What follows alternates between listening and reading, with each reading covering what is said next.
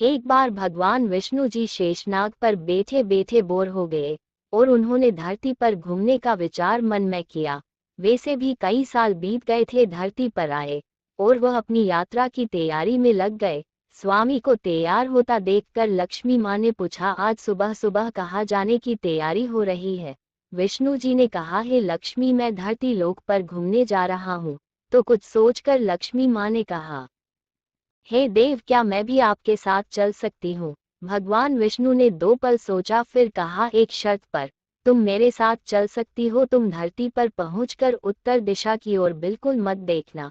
इसके साथ ही माता लक्ष्मी ने हाँ कह के अपनी मनवा ली। और सुबह सुबह माँ लक्ष्मी और भगवान विष्णु धरती पर पहुंच गए। अभी सूर्य देवता निकल रहे थे। रात बरसात होकर हटी थी। चारों ओर हरियाली ही हरियाली थी। उस समय चारों ओर बहुत शांति थी और धरती बहुत ही सुंदर दिख रही थी। और माँ लक्ष्मी मंत्रमुग्ध होकर धरती को देख रही थी और भूल गई कि पति को क्या वचन देकर आई है। और चारों ओर देखती हुई कब उत्तर दिशा की ओर देखने लगी पता ही नहीं चला। उत्तर दिशा में माँ लक्ष्मी को एक बहुत ही सुंदर बगीचा नजर आया और उस तरफ से भीनी भीनी खुशबू आ रही थी और बहुत ही सुंदर सुंदर फूल खिले थे। यह एक फूलों का खेत था और माँ लक्ष्मी बिना सोचे समझे उस खेत में गई और एक सुंदर सा फूल तोड़ लाई। लेकिन ये क्या, जब माँ लक्ष्मी भगवान विष्णु के पास वापस आई तो भगवान विष्णु की आंखों में आंसू थे और भगवान विष्णु ने माँ लक्ष्मी को कहा कि कभी भी किसी से बिना पूछे उसका कुछ भी नहीं लेना चाहिए और साथ ही अपना वचन भी याद दिलाया। माँ लक्ष्मी को अपनी भूल का पता चला तो उन्होंने भगवान विष्णु से इस भूल की माफी मांगी। तो भगवान विष्णु ने कहा कि जो तुमने जो भूल की है उसकी सजा तो तुम्हें जरूर मिलेगी। जिस माली के खेत से तुम नए बिना पूछे फूल तोड़ा है, यह एक प्रकार की चोरी है।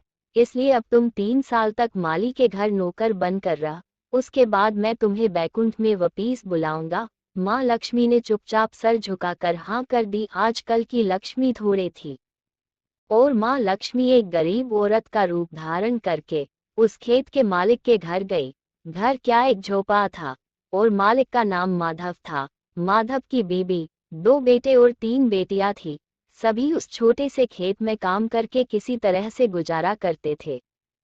माँ लक्ष्मी जब एक साधारण और गरीब औरत बनकर जब माधव के झोपड़े पर गई तो माधव ने पूछा, बहन तुम कौन हो और इस समय तुम्हें क्या चाहिए? तब माँ लक्ष्मी ने कहा, मैं एक गरीब औरत हूँ, मेरी देखभाल करने वाला कोई नहीं।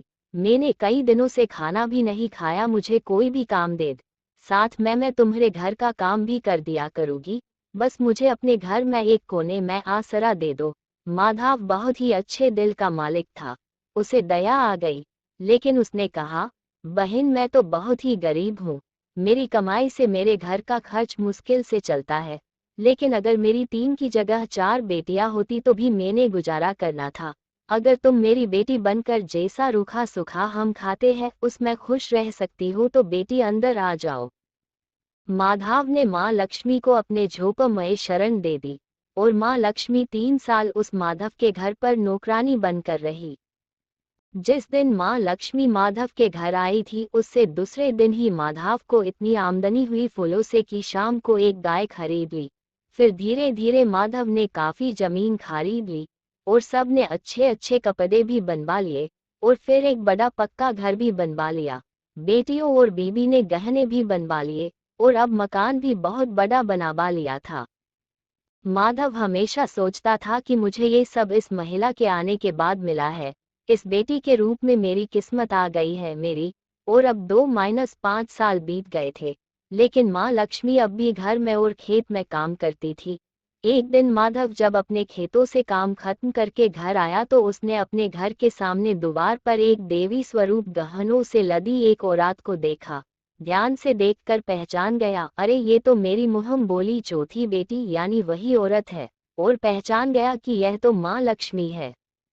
अब तक माधव का पूरा परिवार बाहर आ गया था और सब हैरान होकर माँ लक्ष्मी को देख रहे थे। माधव बोला, है माँ हमें माफ कर, हमने तेरे से अनजाने में ही घर और खेत में काम करवाया है माँ, ये कैसा अपराध हो गया है माँ, हम सबको माफ कर दे। अब माँ लक्ष्मी मुस्कुराई और बोली है, माधव तुम बहुत ही अच्छे और दयालु व्यक्ति हो। तुमने मुझे अपनी बेटी की तरह से रखा, अपने परिवार के सदस्य की तरह से।